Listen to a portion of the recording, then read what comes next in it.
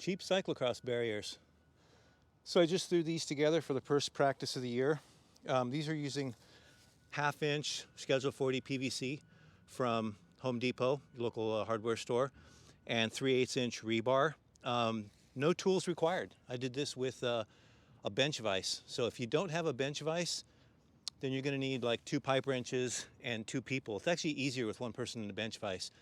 So this is a 10-foot piece that I cut in half, so it's 5 feet wide. It's a little on the narrow side, but for practice, it's okay. Obviously, no good for a race.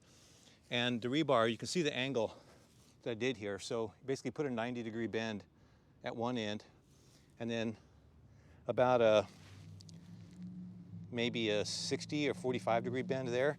So it's a bit of a triangle. And then what I did here with the end is I just bent this around and put some duct tape on it. Obviously, there's some sharp edges on the end of the rebar, and you don't want anybody to poke themselves on it in case it falls over. Made 2 of them.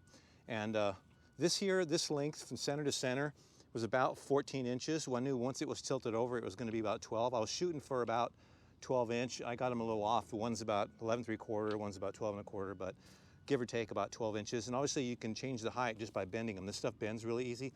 The idea here, if you hit them, if you roll them this way, they will roll if you just lightly touch them. But the idea is to use them going this direction, so you have the base to support it. So if somebody hits it, it basically does this. Well, hopefully, and I haven't used these yet, so I'm gonna have to bend these down a little bit more, but the idea being, if somebody touches it, it'll just roll like this and kind of bounce its way back up. If you get the angles right.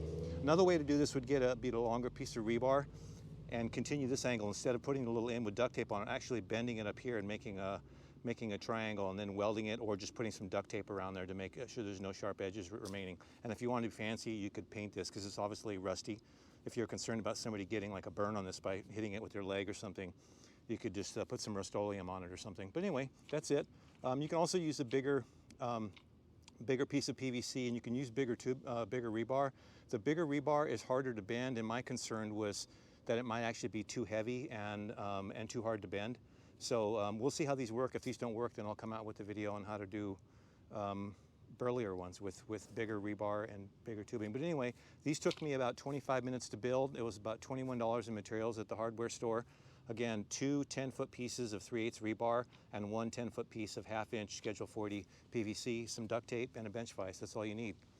See you out at Cross.